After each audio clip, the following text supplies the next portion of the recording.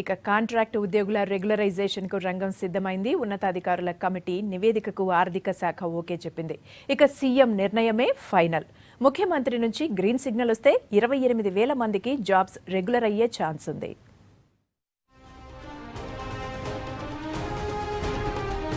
Contract employees రెగ్యులరైజేషన్కు line clear అయింది. 28,000 మంది క్రమబద్ధీకరణకు ఉన్నతాధికారుల కమిటీ ఓకే చెప్పినట్లు తెలుస్తోంది. ఏడాది కిందట ప్రభుత్వం ఏర్పాటు చేసిన కమిటీ సీఎం కేసీఆర్కు నివేదిక ఇచ్చినట్లు సమాచారం. కమిటీ రిపోర్ట్కు ఇప్పటికే ఆర్థిక శాఖ గ్రీన్ సిగ్నల్ ఇచ్చినట్లు తెలుస్తోంది.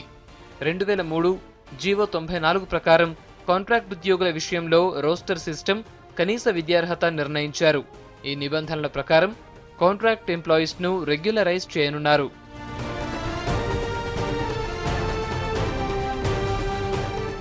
కాంట్రాక్ట్ ఉద్యోగులందరినీ రెగ్యులరైజ్ చేస్తామని ఎన్నికల్లో హామీ ఇచ్చారు సీఎం కేసీఆర్. అయితే ఉన్నతాధికారుల కమిటీ క్రమబద్ధీకరణకు 5 ఏళ్ల సీనియారిటీ తప్పనిసరి అని కండిషన్ పెట్టినట్టు తెలుస్తోంది. 5 ఏళ్లలోపు సీనియారిటీ ఉన్నవారిని యథావిధిగా కొనసాగిస్తూ ఆ తర్వాత పర్మనెంట్ చేయాలని ప్రభుత్వం భావిస్తున్నట్టు సమాచారం. ఎలాంటి కండిషన్లు లేకుండా అందరినీ రెగ్యులరైజ్ చేయాలంటున్నాయి ఉద్యోగ సంఘాలు.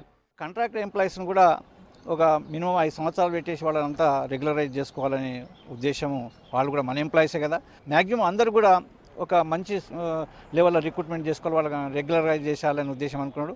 అది కూడా కాకుండా ఈ 5 ఇయర్స్ కాకుండా కూడా మిగతా వాళ్ళు కూడా ఆ 5, ఎందుకంటే ఒక కండిషన్ పెడితే ప్రభుత్వానికి కూడా వెలుసుబాటు ఉంటుంది, వేకెన్సీస్ కూడా వస్తాయి. మళ్ళీ మిగతా వాళ్ళు కూడా ఆ కంటిన్యూషన్ ఆ 5 ఇయర్స్ అయిపోయిన వాళ్ళని కూడా రెగ్యులరైజ్ చేసుకోవడానికి అవకాశం ఉంటుంది. ప్రభుత్వం ఆ లెవెల్ ఆలోచన చేసేసి మిగతా వాళ్ళని కూడా ఆ 5 ఇయర్స్ కటాఫ్ పెట్టింది. ఈ ఒక్కసారి మాత్రమే ఉద్యోగుల క్రమబద్ధీకరణ చేయాలని, భవిష్యత్తులో కాంట్రాక్ట్ అవుట్సోర్సింగ్ వ్యవస్థను పూర్తిగా రద్దు చేయాలని కమిటీ తన నివేదికలో సూచించినట్లు సమాచారం. రోస్టర్ సిస్టంతో పాటు రిజర్వేషన్ అమలు చేయాలని కమిటీ చెప్పినట్టు తెలుస్తోంది. ప్రభుత్వ శాఖల్లో పూర్తి స్థాయిలో శాలరీ పొందేవారికి తప్ప ప్రత్యేక స్కీముల్లో పనిచేసిన వారికి రెగ్యులరైజేషన్ వర్తించదని క్లారిటీ ఇచ్చినట్టు తెలుస్తోంది. కాంట్రాక్ట్ ఉద్యోగుల క్రమబద్ధీకరణకు న్యాయపరమైన చిక్కులు రాకుండా లీగల్ ఒపీనియన్ తీసుకోవాలని ప్రభుత్వం భావిస్తోంది.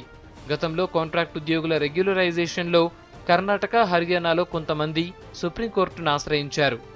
దీంతో లీగల్గా ఇబ్బందులు రాకుండా ముందుగా ప్లాన్ చేస్తోంది సర్కార్.